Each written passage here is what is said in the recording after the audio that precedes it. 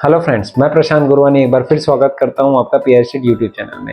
Friends, एक retail या individual investment के लिए सबसे बड़ी प्रॉब्लम क्या होती है? क्योंकि वो एंट्री पॉइंट्स का ध्यान नहीं रखते। जब भी हम रियल एस्टेट में इन्वेस्टमेंट करने जाते हैं तो वो प्रॉपर प्लानिंग और रिसर्च के साथ जो एंट्री लेवल है, जिस समय उनको इन्वेस्टमेंट करना चाहिए उस समय वो इन्वेस्टमेंट नहीं करते कि प्रॉपर प्लानिंग और स्ट्रेटेजी से, जिसके कारण वो देखते हैं कि उनके 10-10 साल तक भी कोई रिटर्न नहीं आते उनके इन्वेस्टमेंट पे, और पीछे मुड़ के वो देखते हैं कि प्रॉपर्टी के प्राइसेस तो आज भी वही है जहाँ पहले थे, जिसके कारण उनका फेथ और बिलीफ खत्म हो जाता है रियल एस्टेट इन्वेस्टमेंट से, और वो सोचते हैं कि रियल एस्टेट इन्वेस्टमेंट जो सबसे घटिया इन्वेस्टमेंट है। तो फ्रेंड्स, ऐसा होता क्यों है? हमको रिटर्न क्यों नहीं मिल पाते? क्योंकि हमको कुछ फैक्टर्स होते हैं, कुछ स्ट्रेटजीज होती है, वो हम ध्यान में नहीं रखते।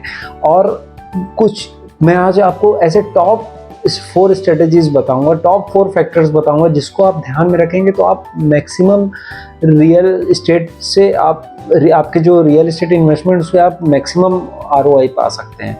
तो फ्रेंड्स, रियल एस्टेट में इन्वेस्टमेंट क्या हर टाइम में कोई भी एक पर्टिकुलर एरिया में सही होता है? अलग अलग जोग्राफीज होती हैं, अलग अलग सिटीज़, अलग अलग एरियाज़ में डिफरेंट स्टोरीज प्ले आउट होती है।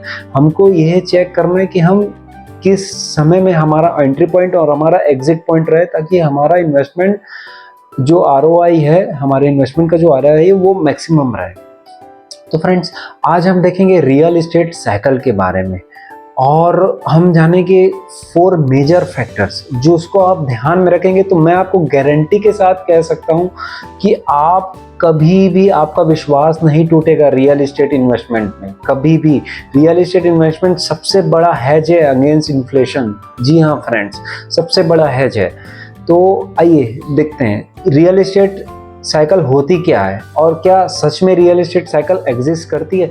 जी हाँ friends, absolutely 100% real estate cycle exist करती है। जैसे कि स्टॉक मार्केट साइकिल होती है, एक साइकिल स्टार्ट होती है, उसका अप ट्रेंड आता है, देन एक पीक आता है, फिर उसके बाद डाउन टर्न स्टार्ट होता है, फिर एक समय में बॉटम आता है, फिर बॉटम से हम फिर पीक की ओर बढ़ते हैं। तो सेम एग्जैक्टली रियल एस्टेट में भी साइकिल ऐसे ही वर्क करती है। जैसे हर जगह कोई भी एक इकोनॉमिक साइकिल वर्क करती है, वैसे भी रियल एस्टेट की साइकिल वर्क करती है। तो फ्रेंड्स, आप बैक 15 से 20 साल आप इंडिया के ब्रॉड पिक्चर ही उठा के देख लीजिए। आप हम एक मैक्रो पॉइंट में बात करें तो 2003, 4, 5 के बाद ये अप ट्रेंड चालू हुई। अप ट्रेंड चालू होने के बाद 2008 में जब स्टॉक मार्केट का क्रैश आया तो भी ये अप ट्रेंड नहीं रुका। उसके बाद भी ये जो ट्रेंड आते आते 2012, 13, 14 के आसपास आप देखेंगे तो ये साइकिल पीक थी। उस समय प्रॉपर्टी के रेट सबसे ज़्यादा थे, डिमांड बहुत ज़्यादा थी, सप्लाई उतना था नहीं, रेट्स बहुत बड़े हुए थे। उसके बाद धीरे धीरे डाउन साइकिल चालू हुई। तो वो डाउन साइकिल होते ऑलमोस्ट 2019-20 के आसपास साइकिल बॉटम आउट हुई। तो फ्रेंड्स, जैसे कि स्टॉक मार्केट की जो साइकिल होती है वो छोटी होती है, वो थोड़ी स्मॉल होती है, 3-4 साइकिल की साइकिल। उसके कंपैरिजन में रियल एस्टेट की साइकिल ज़्यादा रहती है, 7, 8 साल, 10 साल तक भी ये चलती है। तो फ्रेंड्स, हमको क्या क्या चेक करना है, वो कौन कौन से फैक्टर हैं जिससे हम इंडस्ट्री ट्रेंड या फिर साइकिल के ट्रेंड को चेक कर सकें, और हम एक प्रॉपर स्टेज में प्रॉपर प्लानिंग के साथ अच्छी जियोग्राफी जहाँ पे कोई स्टोरी प्ले आउट हो रही है हम वहाँ पे इन्वेस्टमेंट करें। जैसा कि रॉबर्ट कियोसाकी ने कहा था अपनी बुक में रिच डैड पुअर डैड में, अगर हमको मैक्सिमम आरओआई चाहिए हमको अपने इन्वेस्टमेंट में, तो हमको अगर फ्यूचर प्रेडिक्ट करना है तो उसके सबसे बेस्ट तरीका क्या हो सकता है कि हमको पास्ट को स्टडी करना चाहिए, हमको हिस्ट्री देखनी चाहिए कि कैसे चीज़ें प्ले आउट हुई, कैसे चीज़ें वर्क करती हैं। तो फ्रेंड्स, अब मैं आपको बताता हूँ 4 मेन फैक्टर्स, वो 4 मेन पॉइंट्स जिसको आप ध्यान में रखेंगे तो आप कभी भी आपका लॉस नहीं होगा इन्वेस्टमेंट का, और आपका भरोसा नहीं टूटेगा। तो सबसे फर्स्ट जो होता है वो होता है इकोनॉमिक ग्रोथ या जीडीपी। जब भी साइकिल अप ट्रेंड के ऊपर होती है तो आप देखेंगे एक सिग्नल होता है कि एक इकोनॉमिक बूम, मतलब जो बहुत सारी एक्टिविटीज़ होती है, इंफ्रास्ट्रक्चर का बहुत सारा काम चल रहा होता है, जीडीपी जो सिग्नल्स होते हैं, जीडीपी ग्रोथ हो रही होती है, जीडीपी अप ट्रेंड के ऊपर रहती है। तो रियल इस्टेट जो प्रॉपर्टीज़ होती है, जो इन्वेस्टमेंट होता है, वो भी directly proportional to economic growth या जीडीपी ग्रोथ के रहती है।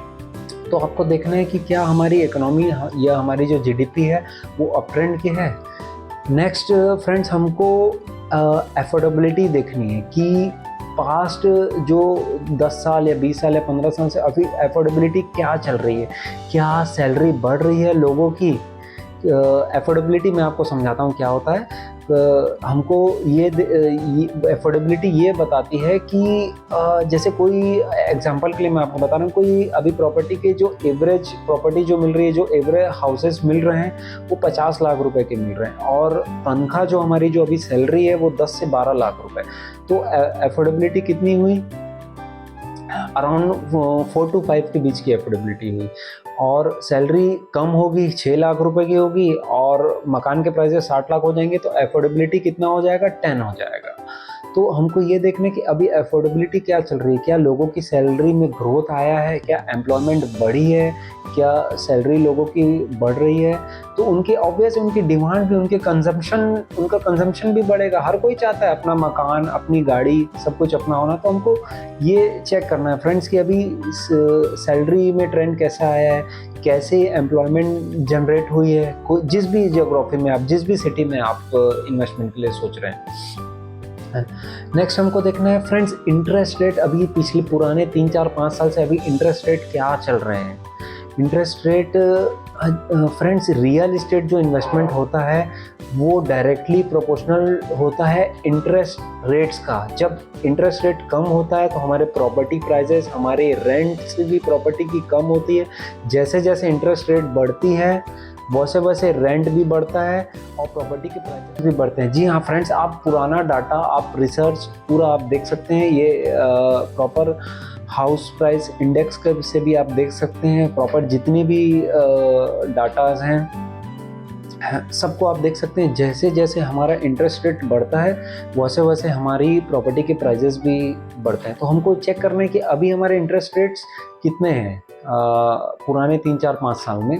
तो और जैसे जैसे ये इंटरेस्ट रेट बढ़ेंगे वैसे वैसे ये साइकिल अप ट्रेंड के ऊपर बढ़ेगी। और जब इंटरेस्ट रेट पीक आ जाते हैं, जब इंटरेस्ट रेट टॉप पे रहते हैं, तब हमारे प्राइजेस भी लगभग बहुत बड़े हुए रहते हैं। और जैसे ही साइकिल टर्न करती है एक समय के बाद ऐसा हो जाता है कि बूम आ जाता है, इतना बूम आ जाता है कि प्रॉपर्टी के प्राइसेस बहुत हाइक हो जाते हैं और डिमांड इतनी ज़्यादा बढ़ जाती है कि उतनी सप्लाई नहीं रहती है। तो उस समय प्रॉपर्टी प्राइसेस बढ़ने के कारण बस्ट आ जाता है, मतलब साइकिल का ट्रेंड चेंज होना शुरू होता है। उसके बाद फिर गवर्नमेंट इंटरेस्ट रेट कम करती है तो फिर सप्लाई उस डिमांड को फुलफिल करने के लिए बहुत सारे जो बिल्डर्स हैं या डेवलपर्स हैं, काफ़ी सारे प्रोजेक्ट्स आ जाते हैं। ओवर सप्लाई हो जाती है एक समय के बाद।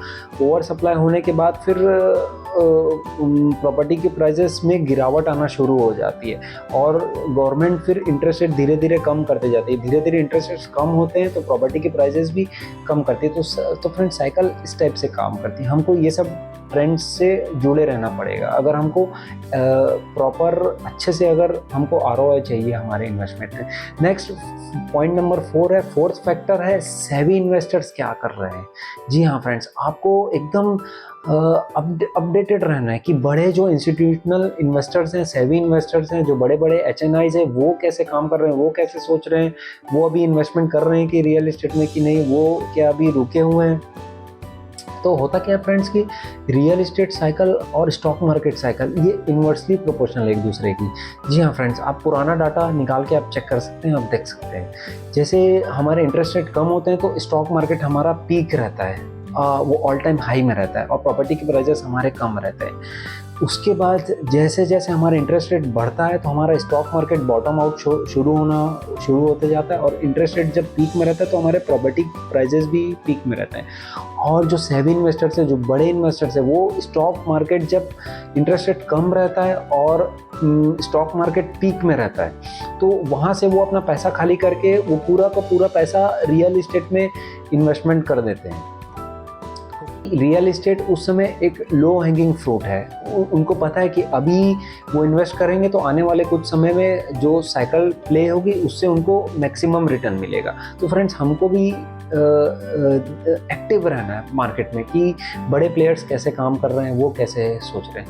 तो अब हम बात करते हैं फ्रेंड्स कि आज हम कहाँ पे हैं रियल इस्टेट की साइकिल में। तो फ्रेंड्स, जैसे कि मैंने आपको बताया 2019 और 2020 के आसपास ऑलमोस्ट उस समय को कि डिमोनेटाइजेशन हुआ था, रेरा एक्ट आया हुआ था और बहुत सारे और लॉज और वो सब के धीरे धीरे धीरे तो real estate cycle bottom out है। उसके बाद 2020 के बाद कोविड के बाद उस समय कोई भी पैनिक थे, पूरा ऑल ओवर इंडिया के ऑल ओवर वर्ल्ड पूरा पैनिक में था। तो प्रॉपर्टी की उतनी डिमांड नहीं थी, सप्लाई बहुत ज़्यादा हो गई थी, प्रॉपर्टी के प्राइस बहुत बॉटम आउट थे। उसके बाद कोविड के बाद जैसे जैसे लोगों की अफोर्डेबिलिटी बढ़ी, लोगों की सैलरी बढ़ी, इकोनॉमिक ग्रोथ आया। आपने अभी आप देख रहे होंगे इंफ्रास्ट्रक्चर में बहुत काम चल रहा है, पूरे इंडिया लेवल में हर एक स्टेट हर एक सिटी में काम चल रहा है, एम्प्लॉयमेंट बढ़ रहा है। तो ये साइकिल अभी अप ट्रेंड की ओर बढ़ रही है। और जैसे कि मैंने बताया, ये साइकिल बड़ी होती है, स्टॉक मार्केट के कंपैरिजन में 7-8 साल की